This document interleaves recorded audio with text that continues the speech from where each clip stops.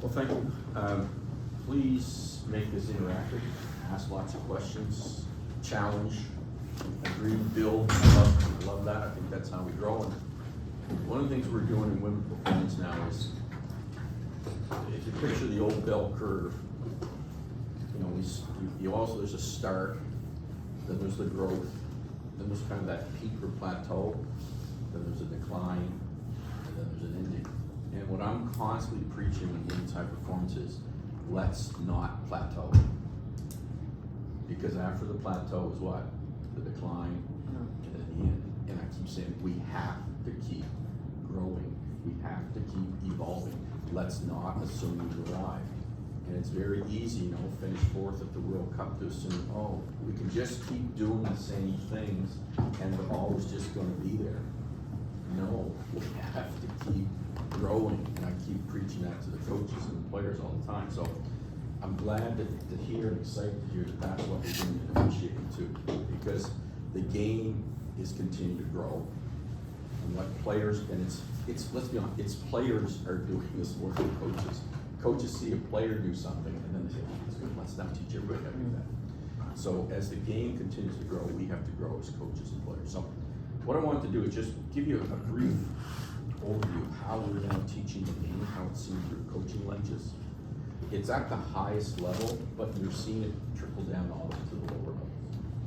And I think if we start to look at that, I think we can also look at, well, what are going to be the key things that may be thrown in officiating that, where there might be those challenges, or hey, we never thought of it that way. Maybe we should pay more attention to that. So it starts off, the big thing is now, you'll hear is about style of play. And basically style of play is what are teams doing in the four phases of the game. What are we doing on offensive transition, offense, defensive transition, and defense. And the more and more that those are seamless, the more and more it's you're seeing a good team or a great team. The less that there's an actual, oh, there's where offense started and there's where defense, offensive transition. Like, it's seamless, and you hear them say play at pace. You hear this idea of 0.5 basketball. So you don't want to see the separation. If you do, it's probably easier for you as officials. Because, oh, we can rest a little bit, now they're setting up, now everybody's in, okay. But when it's seamless, you've got to constantly be in position, you've got to constantly be alert what's happening on and off the ball. The second thing we do, and this one is around, what are the principles of play that they're using in each of those phases? And the principles of play are pretty straightforward. What's the spacing they're using? And that's totally changed. That's my biggest issue here with coaches is you gotta keep evolving your spacing. Your spacing's killing you. Anyways, I digress. And then what's the movement of the ball and the movement of the people in that spacing? And when are they moving? How are they moving? And then what's the timing and sequencing of that? Okay. Defense, of course, is always trying to do what? Disrupt the spacing, disrupt the movement, disrupt the timing. And then that's where it becomes, okay, when is it legal, when is it illegal? Because it's a great defense is always want to play right on the line, right? They want to be on that line, as close to the line, and constantly causing us. But of course, as we know, when you play on the line, you're always going to sometimes go over the line, right? It's the same thing in offense. Offense wants to play their movement at a higher speed. They want to be able to create all these the separations and stuff. But again, am I doing it legally or illegally to create those separations? The next one is, this is where I think the game has changed. We now talk a lot about advantages and disadvantages, same as in the refereeing language. So the first thing we want to try to do is find a big advantage. And a big advantage is someone who is wide open for a rob shot. That's a shot in their range, open and on bounds. If my team's coming down the floor taking rob shots, we're gonna win. If we get a rob shot every time, and I'm not really worried about what's going on scoreboard. I'm not worried. I just know, you know, we're gonna get the win. And that's all the analytics that's out there now.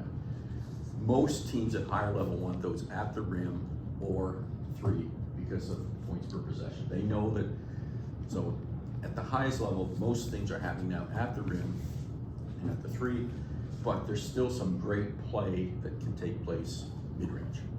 Okay? But that's what the analytics and people have learned to use the analytics. The second one is the small advantage. A small advantage is usually there's a size mismatch, there's a speed mismatch or a skill mismatch, or there's sometimes it's more like a positional. I've got got my shoulder in front of Georgia. I have a positional advantage. I have a small advantage now. Now, late in shot clocks, you sometimes have to take small advantage shots. You don't always get the rob. Maybe you weren't quite in your range, you weren't quite open, or you weren't quite on balance. That's a small advantage shot. Okay, and that usually it's late, or else it's a bad team. They're just hunting shots, which you see. Go here, you'll see a lot of those. The big thing for officiating, I think, is going to be when we talk about how am I now trying to turn small advantages into big advantages? How am I getting the separation? Right? Am I now have my small advantage on Georgia, but I now draw help, and now Stacy's open for a wide open shot. Okay. So, but how I got the small advantage to big advantage is crucial. Did I do it legally? Right? Or did I do it illegally? Because if I did it illegally, that's a 3-point shot. But it was that play right there that caused a 3-point shot. But it's also if I have a slight advantage on Georgia, but she then can illegally prevent it, so now there doesn't have to be help, that prevented that 3-point shot. So it's in those moments, sometimes we may not think that that was but that can be the cause. Neutral for me is when the defense has the ball contained, has ball pressure, they're in support positions, and they have help side. So when a defense has neutralized the offense, now you're normally going to see, okay, now we have to do some kind of actions, right? We have to do some kind of action. They have to call a play, or they run what you're now going to see a lot of what people call triggers. So they'll run a little 2-player action. So you'll see a lot of quick dribble handoffs on the wing, or a quick little drag screen, which is a tricky one, right? But those are the ones that try to do it in the flow of the game, to try to, it's neutralized, we don't have anything, so can we quickly get something happen right away? Those are the ones where if you're not getting in position quickly, especially with people who are running the floor at speed, and I'm still kind of not getting turned, and all of a sudden there's a mismatch at the front of the rim, a big and a little. How did that big get advantage? Or how did the little prevent the big from getting advantage? That's the one I see gets missed. Or someone's not in quite in position to see the step-up screen, which is a blind screen. Did I actually give time and space for that person to be in position? Because you were still running and you were on the baseline, and the trailmaker or they can't see it because it's happening so fast. So it's those kind of ones that flow that are doing. And then the disadvantage one is when we're usually in a bad position. I'm crossing half, close to the sideline, and somebody's angling me. Or I've caught the ball in the dead corner and the defense has got me in a bad position. Or they're able to trap because they've got bad spacing. We can put 2 people on the ball, but yet 1 person off the ball can guard 2 people's runs. That's what defenses really want to do. And again, it's not so much you're seeing, say, like a press as much as you're seeing it happen in the flow of the game, where somebody just randomly will trap, or somebody will randomly pressure the ball. Okay. The other one is people are getting really good at calling it. I call it they're making things dirty. And dirty, in other words, they're trying to disrupt. So you're seeing a lot more what we would call on dribble handoffs, where they jump switch. They just, because it's close to the sideline, you jump switch it, and now they're caught on the sideline and surprised. Okay, again, they're doing it legally, it's awesome. But are they doing it illegally? Right? But again, if you're not expecting that. The other one is, a lot of teams are, if they know somebody's coming off a certain screen, they're top blocking, which means I just guard Georgia's belly button. I don't care about this. I'm just, again, if I do it legally, it's amazing. But if I'm doing it clutching and grabbing, that's very disruptive, but it's also, it's illegal. So it's those off ball, but they're happening so quick, is where it is.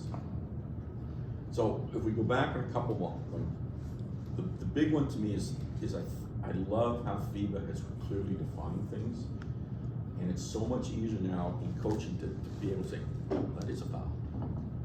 Because it's not so much of a judgment as much. And especially around the cylinders. And I was fortunate in Madrid to do a clinic for FIBA.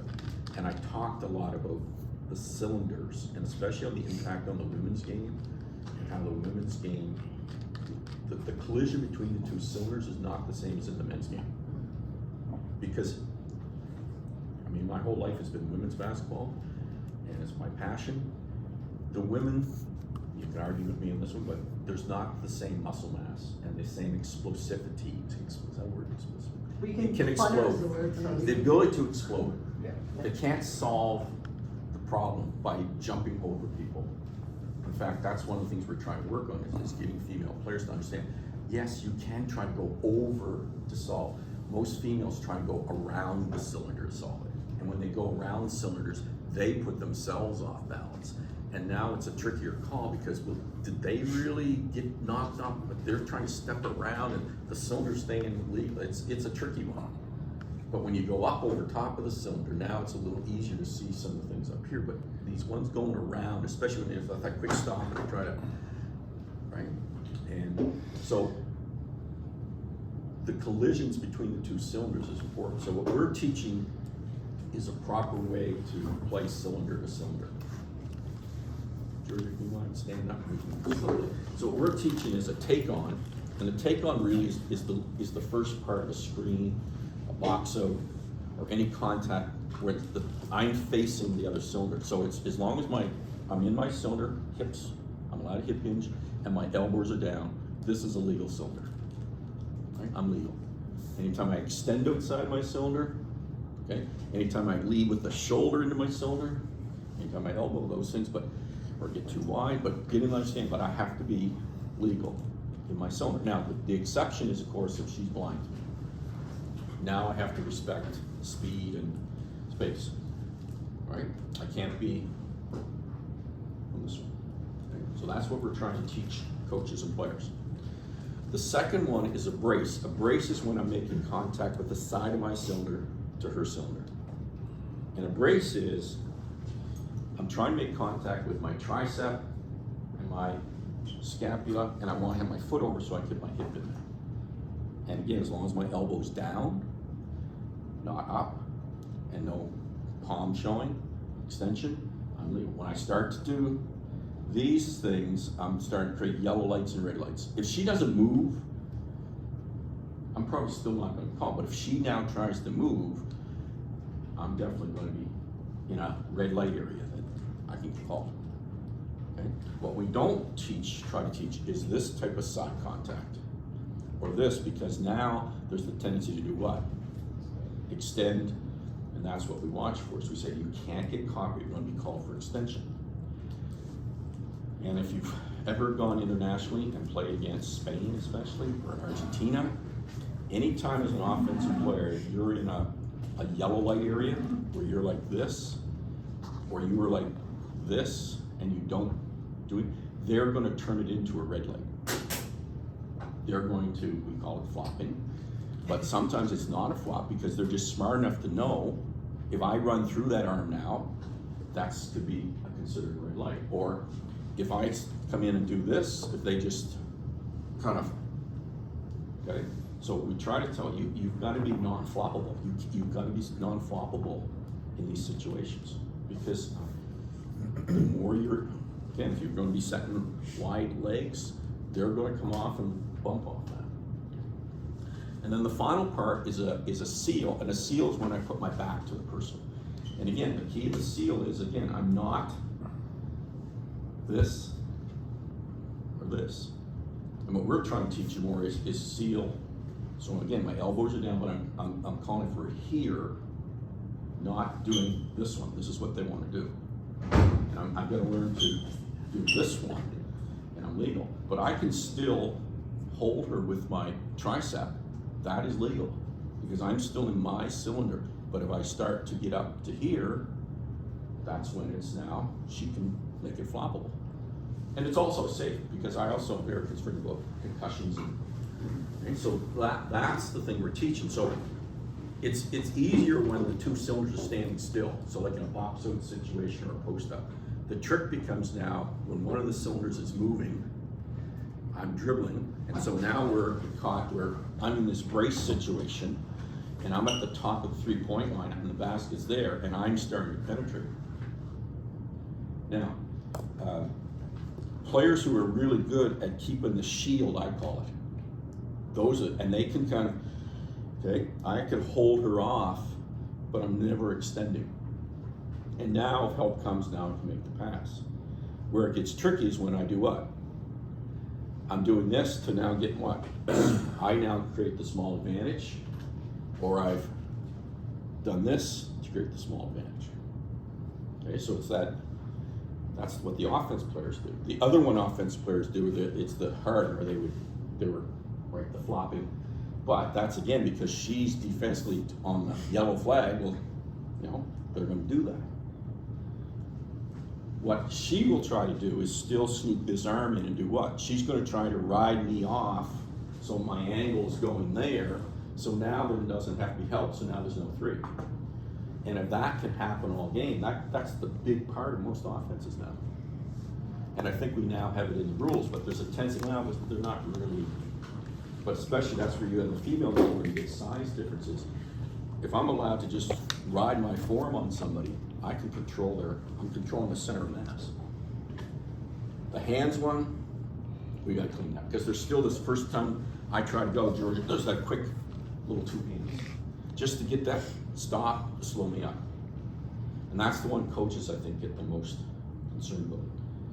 The other one, I think, is the gray area still, is when I'm going east-west before I've gone downhill.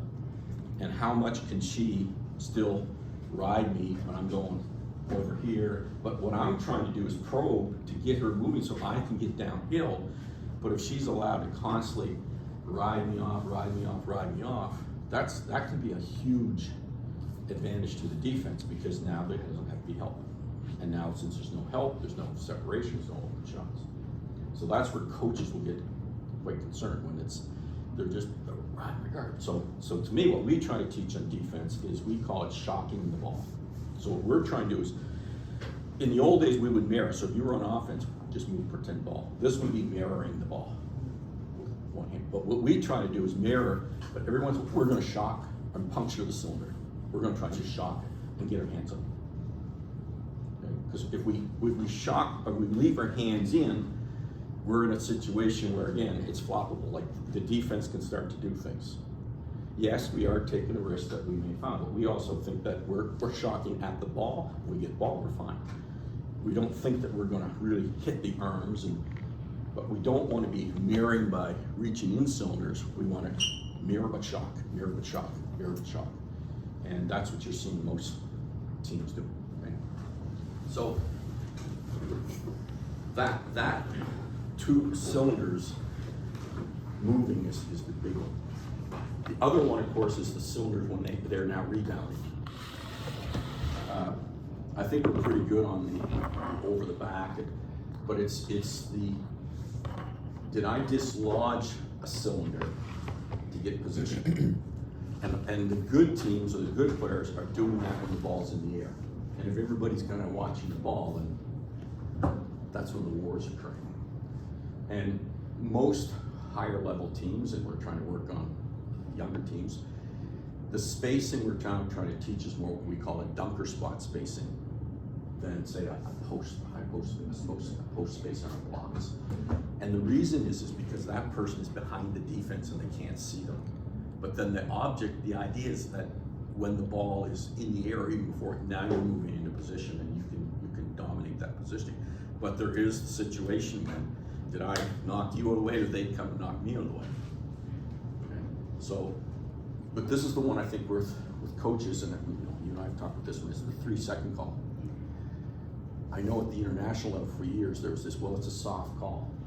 But you were guarding, I say, a Brittany Griner or Cambage for Australia, and they were allowed to stay in the key.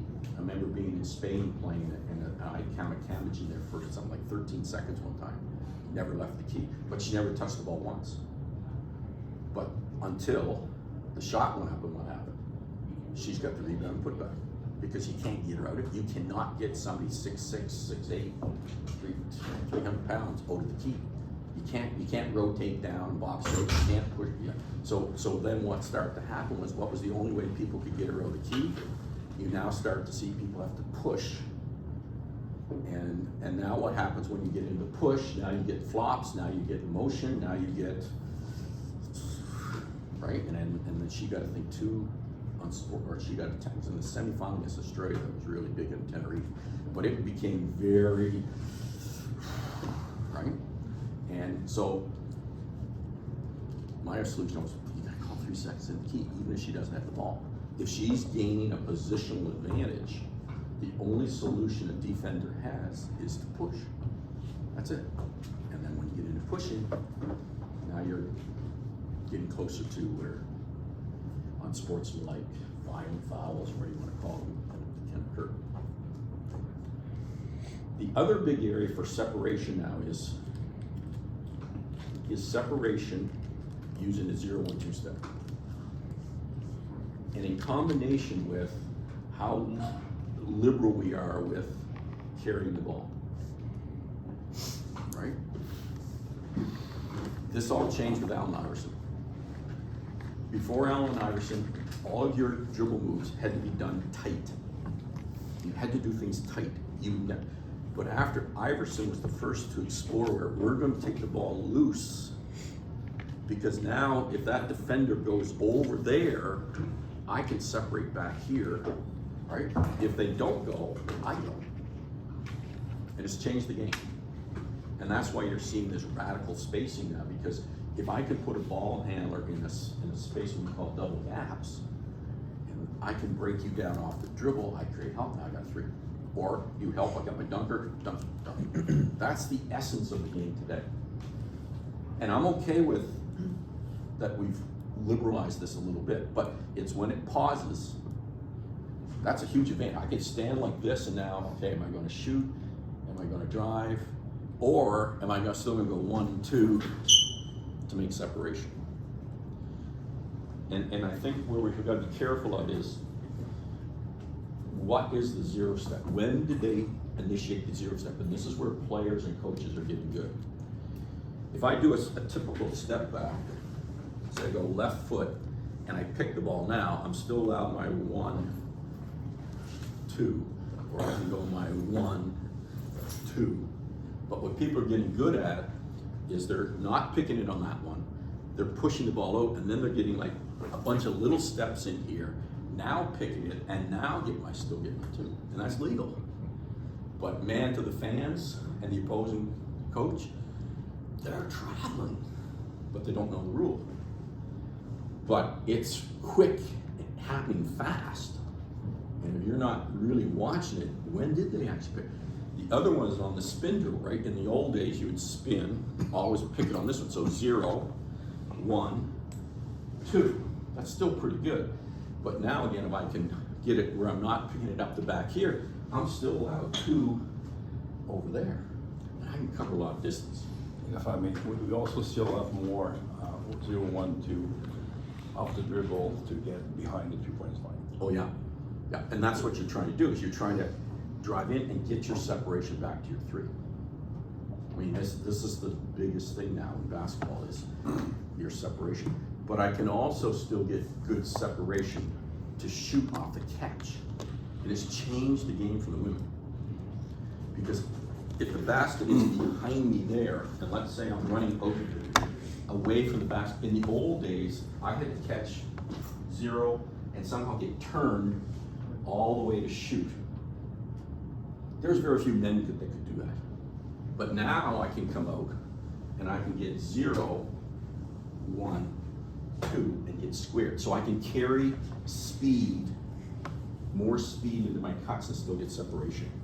But this is where I think coaches get up, is when people get lazy with their footwork and they're really getting 0, 1, 2, 3, like they're getting those extras in there because they didn't really practice the footwork. Or they're adding the double hops, right? They're coming out 0, hop, and then another hop, or they're doing the hop and then still pivoting, know, so it's the cleaning up of those things, but it is really important that ability to come at speed and use that 0-1-2. And again, there's a lot of people don't know the rule, and they're yelling from the crowd not to travel, they just don't know the rule. And we have a lot of officials who don't. Well, because it looks funny. It looks, and then, let's be honest, it looks funny, well, it must be a travel. Well, you just gotta train yourself. The other big thing is that the old days was what we call a lot of static one-on-one, catch, jab series, it's all 0.5 they call it now, or dynamic, where the ball doesn't freeze. So that ability to quickly, did they catch and did they change their foot, right? In the old days, the biggest problem was somebody would catch and do jab series, and then they'd start with a crossover. And I remember having a meeting back in 2000, early 2000, and that's around the referee said, well, there's no advantage there. As a defensive coach, you tell that to Ken Shields, who taught his whole defensive philosophy was guarding the pivot foot and knowing that that other foot has to be the one that's going to attack. I said, you tell that Ken Shields. I said, I don't want to tell Ken Shields. I'm going to get yelled at. You tell Ken Shields. And then he's like, well, I never thought of that. I said, yeah, but you don't understand how defense coaches are teaching. Right? And so if I can change my pivot foot to gain advantage. So that ability to separate again is so important to the game now, off the dribble, at the end of the dribble or the end of the catch. The starting, as we know, hasn't changed. Even though some coaches thought it did, that they're allowed 0-2 to start dribbles, but no. No, that's not. And there were some crazy ones that people came out with, like these hot and stuff. The European videos that are out right now are just insane. They're just crazy. Crazy. I don't even go there because to me, if you're spending all that time on that, you're not working on other things you need to work on because it's so complex to teach that stuff. And I don't see anybody doing it. You do see more in the men's team. You don't see is the same foot to same foot. Yeah, which is a real focus, a lot of those videos, right? With the ball airborne. Yeah. You just don't see that because again, the power, it's just a very, that'll be very elastic and very strong to do that. So those were the kind of the key ones for me was the cylinder to cylinder and the separation. The other one I think is so important is I love the unsportsmanlike fouls. And if you go play in Europe, you know why. Because the biggest thing you want in the game are those uncontested shots, uncontested layups. Well, they mostly happen in transition when we could sprint and run. And so, I'll use Spain. Is probably the best in the world at using fouls to prevent uncontested shot or open shots. And they're still, even this summer, I'm sure this is the one that they're using now, is as George is dribbling down the floor, they just run across in front like this. And of course they're saying, well, we're trying to play the ball. But a lot of times the contact happens before they even get to the ball. And there was one in the semifinals, quarterfinals, Canada versus Spain men. RJ, and I love when they do the instant replay. RJ was coming down the floor. I forget that the Spanish guy ran in front. There was no call made at first, and then RJ ripped up underneath the guy's arm, and then they called the offensive foul on RJ, which it was, because he hooked him. But I'm pretty sure that there was a disruption or speed, flow, whatever you want to call it, or rhythm. Yeah. Right, all that, and it was in transition, and we saw it with the Spain team in Madrid, the junior team. They would have 4 or 5 of those a game, and especially I think where your officials have to understand is the European countries, end of quarter use of fouls, they are not going to let you get open shots end of quarters if they have fouls to give. We're trying to teach that to our team, and it's so foreign to Canadian and North American players. Like, how can I foul? I don't want to foul. No, you do want to foul because you're going to give up an open shot. But they're so good at that, and it's starting to creep into the Canadian game, the NBA game, things like that. So it'll eventually get here, but just be on alert that there may be some more of those types of fouls occurring if a team has 3 fouls to give and there's 30 seconds to go, or they're not going to just let them come down and give a good shot. The difference here is we hear the coach hollering about it. In Europe, the players themselves know and don't need direction. Oh, yeah, they just do. They just automatically do, and they put their hand up. Yeah. And it's the other one is the clutching and grabbing that can go off the ball too, especially if people start to know the sets that they're running. You're gonna see a lot of that sort of thing. The other one that drives coaches crazy is, and the Spanish are gonna do this very well, is if I'm getting screened, I do not try to defend the screen legally. I run my shoulder into your top shoulder. I just run into your shoulder and then it just spins me. They're very good at that, and they teach that. So anytime you know you're not in position, just run through the shoulder. We're seeing that now, right? Oh, you're seeing that at U Sport, you're gonna see that. I don't think here they understand that, but they do it incidentally, but at higher levels, they're doing it intentionally. That comment, we're starting to see that a little bit more. How far, in your opinion, how far behind are the officials in the elite in recognizing that? Because I see it once or twice, and go, oh, that's a foul. But I don't see it all The the biggest time. difference is we don't have domestic pro leagues. As soon as you get a pro league, Yeah. because now you got some who's played for 10 more years. Coaches who played for 10 more years, like, Okay. you know, college, let's be honest, it's still very much coach controlled. I'm telling you, your freshman year, pro's different. Pro's a totally different thing. And here's the other big one. At the pro level, I'm getting hired and fired. Right? You tell me a U Sport coach that's got the real hire fire if your team doesn't win this year. Big difference for the player, because players, I'm in on a 1-day contract, I better produce. Pro coach, if I win today, maybe they're not tomorrow. So you just get more playing on the edges of those kind of things. So you gotta understand over there, like in Spain, I mean, it's a pro coach coaching the youth. So whoever be coaching these youth 13, 14s, he's a pro. He's being paid, right? Yeah. And he, in line with what the senior team is doing. So it's throughout their whole system. We don't have that kind of alignment here. We just don't. So you don't get those same things being taught all the way through. But you're starting to see it more and more because there's more accessibility to. So you take someone like a Marlowe, who's now gone to Spain. He sees what's happening. Well, can I now do that with Crestwood? And I can do it with my juniors at Crestwood. And I'm not saying he's illegal, but he can now also bring back all the good things that are happening too. So you get that, Fabienne, who's now coaching, so he's seeing those things, which is good, we want that. But it starts to come back. But when it's just what's happening, say in U Sport or happening just in the NCAA, you don't see those same kind of things in the NCAA. Thanks. Questions, because I just wanted to give some thoughts on how we're doing it. I mean, I could go on for a lot longer, but I've got lots of other things. I have a question. Do you find you're seeing more, or even the coaches are talking more about defensive players going A to B with their hands straight up and moving from one position to another? We're working a lot, we call it teaching walling up. So that ability to, if Georgia's dribbling, let's do the same back, she's dribbling here, is I'm trying, it's called disassociation. I need my lower body to be sprinting, but I need my upper body to be doing this. This is not a natural movement that people, so I gotta learn to sprint like this, right? I'm sprinting, and now what we're also trying to teach is sprint to still get in front of her. And then there's gonna be that, can I still sprint and legally get in front, right?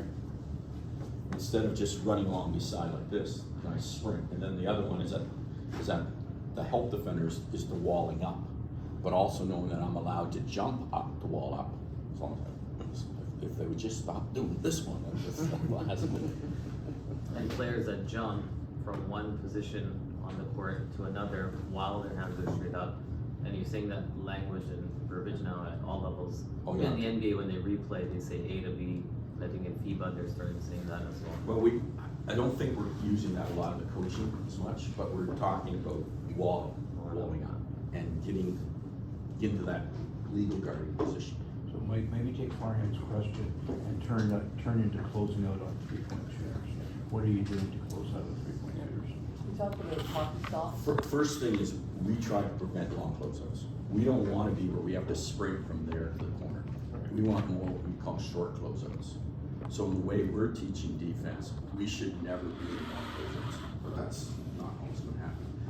what we're teaching is not the choppy, hands up. We are sprinting and then trying to come to a Georgia set up hockey stop, which your skates in the ice and you're bang, right? But forcing Georgia to a specific direction. So I'm trying to take away shot and maybe middle. If she goes left, I'm okay. I can't take away three things. Okay? Or I'm closing this, but we're not doing that. You still see that top because people think that's what, but you just can't move in that position. And you really are closing it short, what you call that's closing short. Some people though are teaching a run by. So if she's a right-hand shooter, then I'm going to sprint past her, hockey stop, and now rear view contest. I'm going to chase from behind and try to contest. Victor doesn't like that within our C program. Again, I think there's a difference men and women. Because she doesn't elevate as high to shoot. I can still probably contest her 3-point shot here. In the men's game, that doesn't bother the shot at all. And for elite female players, that doesn't bother the shot. I have to get to the here in the cylinder to contest. But we find in the women's game, I get to here, she's probably gonna shoot. That's a good one. So today we're gonna talk about actually faking fouls. We're gonna talk about Nadine's gonna talk about faking. faking a foul. Did you find the presentation? I find it interesting that the NBA has up their rule on flopping, and I think the NCAA is upping their emphasis on flopping. Because it is. And Mike, we are talking aggressively internationally at changing the rule so you can have both a foul and a fake on the play. And what we're really seeing, it's the offensive player who's fouled, then embellishing greatly. And as we know, the head back, if I punch you in the stomach, I guarantee you don't go, ooh, you go. yeah, but I will tell you, I actually think it's an epidemic at the men's youth sports level right now. The head snapping is completely out of control. Well, there's some people that probably read I've seen kids do it in warm up with no defense. Like, run along and just, like They practice it. they're practicing. I felt sorry. There was one player got ejected this summer in Madrid, and was the little point guard for Hong Kong. First time they'd ever been to the International World Cup, and she was a head snapper, no question. And she got twice in the first game she played, she got ejected. But there were other players in the tournament who did it all the time, but they were just smart enough to know when to do it and not so obvious. She was just so obvious with it. But she was the only one who got ejected from it for two unsportsmanlike in the same. My question for you, I'm gonna ask a question that you might like to have an hour to answer, but just pick your brain for a minute. I like so much that kind of interaction between coaches and referees and everything. How can we build a kind of program to increase those? Give you one example. In the last national, men's national, one of the teams was traveling almost every time they started their games. And we tried to figure out why they're doing this. And after discussion, 013, that's the thing that they don't understand. Your stationary, start your ball start up. And they're doing this, not knowing the rule. How can, and the same thing for our side, I mean, knowing what you guys teach your players and whatever, how could we find a way to exchange this? We offered clinics before the season started to that team I'm talking about. We can help them, and no answer, like nothing. What is it that we could put in place in a minute to find a way to get together and discuss? The problem with youth sport is we're dealing with personalities who've been there for long times. But let's be honest. Same for us. Same. And so that trust factor sometimes isn't there. But to me, the coaches who are getting off the plateau still growing, I would continue to keep offering. I would never stop offering. And I would offer also, hey, we'll come in and actually referee some of your scrimmages in practice, as long as we can also have a little time to talk about some of the things that we're, right? Just those kinds of things, like handing the olive branch out, and don't stop doing that. I also think early season pre-games, offering some, hey, we're going to do a session before the tournament on this, even if it's just there's some great video coming on, you know, but I'm not sure the coaches are getting it. They're not getting it. And where coaches get, again, their brains just goes, all of a sudden, they've been told this is a point of emphasis, and then the very first play of the game it happened and no one calls it, oh, there it is, it's not even gonna call it. Why are we even going to change it? It's never gonna happen in my league. We're never gonna have in high school. I get the same guys all the time. So we've gotta get them past that. And I think the more we keep offering, the other one is through the NCCP that's for the younger, but we always are making sure that there's coaches taking something with the officiating and the officials taking something with the coaching. Just a second of this. And if I may, quick one. No. Generally speaking, across the country, how you feel that we manage the benches in quorum? It's always regional. I think there's still a little bit of a, I don't want to really say anything, they're not really gonna. But the problem is when that team now goes to a nationals, that's where the problem becomes, because now, well, that's not quite how we called it in Quebec, or how we called it in Nova Scotia, or how we called it in BC. It's getting better, but you can tell when, why are you making my assistant sit down now? We see that at the OSBA championships, right? All of a sudden they're like, well, why are we waiting for the championships? Because it's right? Like the championships, right? We see it in college. Well, I would challenge anybody here who referees Royal Crown, without knowing, tell me who their head coach is. It's the guy standing up. Right. And I mean, and look, they're not maliciously yelling at the officials that very often, but what happens when they do? That's the problem, is a lot of times the officials, well, it's not really bad now, we're just coaching the kids, and that's, well, we're just coaching the kids. But it's, you know what happens when it does become a little, because to me, it's not only do you have to now deal with this side for, it's also what it excites over there. Because you get all these 4 adults up doing, now the parents are, well, there must be something bad, because look, there's 4 of them up yelling, so it's gotta be bad. So to me, it's how it's handled early. And I think there's still just, sometimes there's a hesitancy. Same with the sportsman, I still think yeah, but that's too much of a penalty. I don't know what to call that, you know? I call it the nice Canadian circle. Exactly. And we wanna go talk, We're just simply not tough enough. and then we wanna go talk to the coach and explain and make sure the coaches, we talk way more than any other country in the world to our coaches. 100%. The other thing we do is we find a way to have equal offsetting penalties constantly on bullshit situations where one player or one team needs to be penalized. We find a way to penalize both teams, and it's all even Steven, and we all wipe it out, and Ends on a happy note. and nothing happens. That's why coaches, you know, we talk about, and I know Mike hates this, strategic technicals, right? And Yep. that is a learned coaching because they've watched it as they were playing, and all of a sudden they're like, I know if I take a technical right now, those 3 officials will give me the next 4 calls because they feel bad, right? So it's one of those things, but I think the more we get into a room, like one of the goals I said to Mike on the phone this week was, if we get more of this in a room and more of us in their room, because I mean, with the train to compete, the first thing I talked to Mike about is, can I put a section in on referees?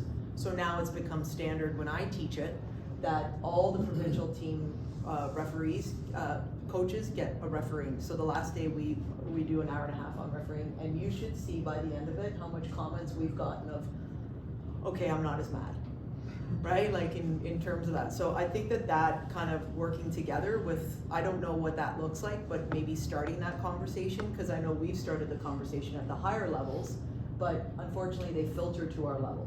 So maybe the next thing is that in this tournament next year, we have a coaches workshop, right? Where, you know, the teams kind of do it. And then I know that we meet with the levels, but to have those conversations is so critical, and to open it up and then, and talking about how they can improve their game. Because at the end of the day, the coaches just want to win. That's it. They're going to manipulate you enough to want to win. That's all they want. So from that aspect is, how can I gain an advantage? And how can I disrupt to get what I want? But I think we start collecting too some of the habits that coaches have. So one of my pet peeve ones is too, it's 5 to 1. Yeah. And that's a learned behavior. They think that actually works because they've heard say it, and it seems like fouls go, and it's normally just. So It's like to a me, that's something that we wanna get, and then of course the parents are starting to yell because they right? And then, oh, there they are equaling the game over again, and then the other, oh, finally, they're coming for it. So it's getting people to understand that, well, because there are some coaches out there who actually believe that referees are only gonna call in a finite number of fouls. So if we actually foul 40 times, they're only gonna call 20, so let's just keep fouling. Like I can go across this country. Good thing we're smarter than we were. And to me, it's like, well, you're gonna come up against officials in a championship that don't think that way. I took it. And that's what it's gonna happen to you. I had a comment, I'm not trying to tell a story, but I had a comment, a coach says, you know, the problem with you refs is you don't care who wins.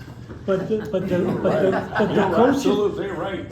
but the coach is turning around, and in my head, I'm going, oh God, please not again. Okay, that's the 6th foul. And it's, oh geez, turn up. You're winning by 30 and you're pressing, and the other team can't get the ball up. They've committed 1 foul, right? Because they're just not good enough, right? But why, in your coach's thing, please, if you're winning big, quit talking to the refs. That's one thing that drives us nuts. We're trying to keep it fair. And I'm speaking for the junior referees here. Us senior referees, we can deal with that. We can't. But the junior ones, you come back to, I don't want to go back into Strathroy. The coach is yelling the whole time. Well, they're winning by 40, and he's been doing that for 10 years. Yeah. Right? My final point would be, I think FIBA has something, especially for our younger female officials, use it. Go to the table and say, that's a warning on the coach. You don't have to go try as a young or even a young male to go to this intimidating male, bully I'll call it, and try to calm him down and explain things. It's there, use it, move on. You're so right. Just Having don't. young guys starting first 2-year experience and having to deal with 40 years old guy that is just trying to intimidate them. So right. Okay. Anything else? So yesterday's topics that we talk about, that we wanted to table till today.